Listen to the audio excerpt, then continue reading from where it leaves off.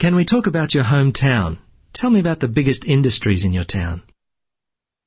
Yes, I'm from Mitchford, which is a coastal town. We've got a lot of white sandy beaches and a pleasant climate all year round. So I'm sure you can guess what our main industry is. Tourism. Mm-hmm. Each year we get about 250,000 visitors to our town, so as a result another big industry is building and construction. So all our visitors have got somewhere to stay. Restaurants, the food industry is another big industry in my town. We have all kinds of restaurants, Indian, Thai, Chinese, Italian, Turkish, you name it, we've got it. If you like eating out, Mitchford is a wonderful place to visit. There's one restaurant called Curry in a Hurry, which you can probably guess is an Indian restaurant. If you ever visit Mitchford, I highly recommend it. Well, it sounds like you really like your hometown. Are there any things you dislike about it? That's a difficult question. Honestly, there aren't many things I dislike about Mitchford, but I guess I'd have to say one of the things I dislike about Mitchford is the fact that my grandparents don't live there. My grandparents live about 9 hours away by car, so we don't get to see them that often. It would be great if they lived in Mitchford. Fine. Well, let's move on to the topic of food in restaurants. What kinds of foods do you like to eat? Food? My favorite topic. Well, that's an easy one for me to answer. Ever since I was a child, my favorite food's been chicken Kiev. Have you tried it before? No, I haven't. It's made from the leg and thigh of a chicken. The chicken is wrapped in butter and garlic. It's then covered in breadcrumbs and fried. The chicken comes out golden brown, and when you cut it, the butter and garlic runs out. It's absolutely delicious. Probably not too healthy for you, but the taste is incredible. What about dislike? Are there any foods you don't like to eat? Well, the first thing that comes to mind is Brussels sprouts. I remember the first day my mother served them for dinner. Ugh. Needless to say, my brother and sisters complained loudly. They have such a sharp taste. I don't like them at all.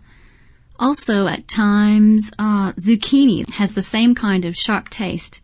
In fact, I had zucchini on top of a homemade pizza recently, and in my opinion, the sharp taste of the zucchini ruined the pizza. What do you think of the advantages and disadvantages of home-cooked meals? Home-cooked meals. Well, the first idea that comes to mind is home-cooked meals are generally healthier. The idea, I guess, is that if you're cooking the meal at home, you know what the ingredients are that have gone into making it, so the food should be healthier. Mm-hmm. For example, if you're using oil to cook your meal, it would be with fresh, unused oil. I know that some restaurants reuse their oil over and over again. I don't think that's good for health. Disadvantages? Disadvantages. Yes. Well, for a start, the kitchen is left in a mess. I'm speaking from experience here. At the moment, I share a flat with 2 other people, and every evening around dinner time, the kitchen looks like a total mess. Pots and pans, containers half opened, the sink full of dishes and cutlery, stuff everywhere. After cooking, our flat looks like a danger zone. So, related to this point is that it takes so long to clean all the mess up. Most times I couldn't be bothered with all the hassle of cooking. I pick up some kind of fast food. It's much more convenient. Okay, that was very good. I'm now going to give you a topic that you will need to speak about for 1 to 2 minutes. You can take notes if you want. You have 1 minute to prepare what you want to say. I want you to talk about a young person who has influenced your life. A young person who has had a big influence on my life is my niece, my sister's child. I'll never forget the day that I first met her. It was at the hospital, and my mother and I went to visit my sister, and it was only a few hours after she had the baby. She's now 6 years old. Her name's Kate. She's got blonde hair and brown eyes. She's so cute. My sister always dresses her in cute clothes and puts her hair in pigtails. She has her mother's personality, too. She's quite shy and reserved around strangers, but when she's around my family, she really comes out of her shell. She starts talking, and my sister's actually teaching her how to sing. My sister's always asking her to sing for people, Twinkle, Twinkle, Little Star, or the ABC alphabet song. My parents, her grandparents, delight in her performances. I'd say she's become the center of attention at Dad and Mum's place.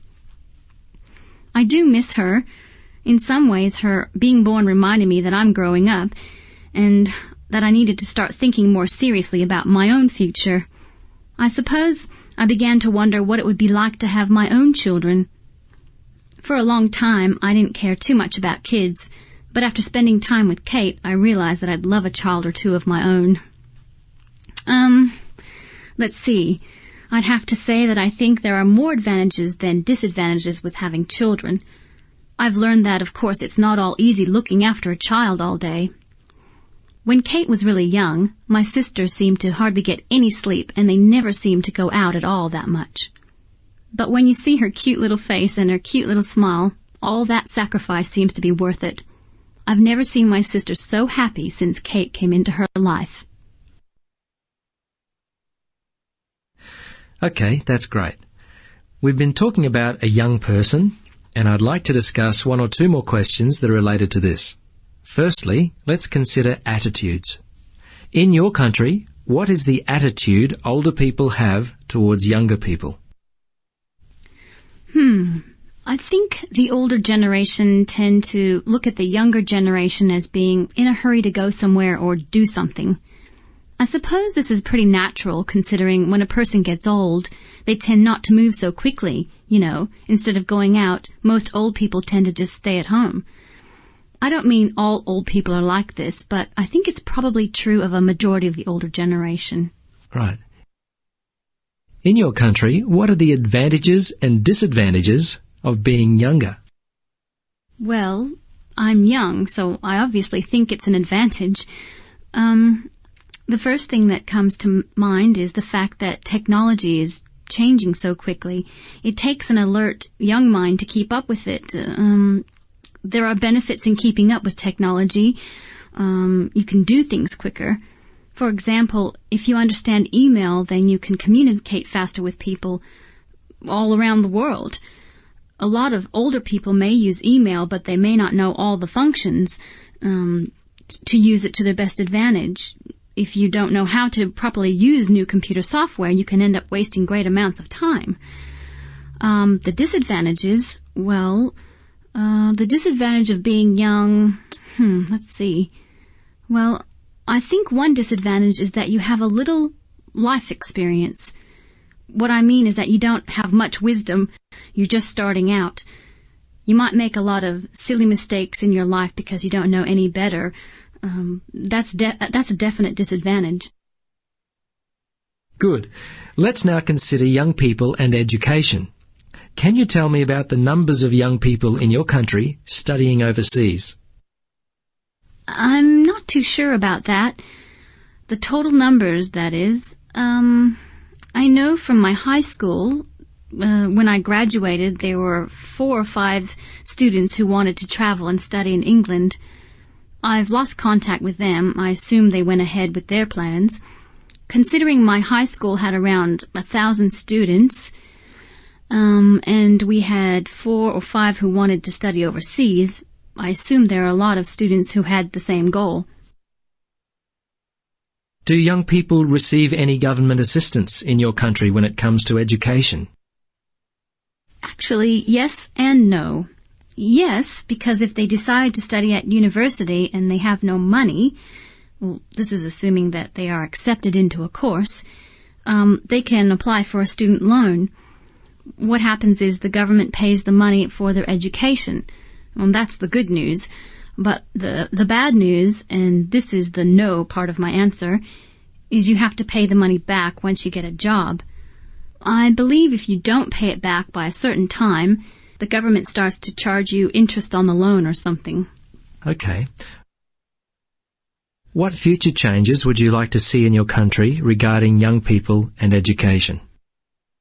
Oh, that's another difficult question to answer. You sure seem to know how to ask difficult questions. Thank you. I guess a change I would hope for is that the student loans would not have to be paid back. I don't think this is realistic after all. It would be too too expensive for the government.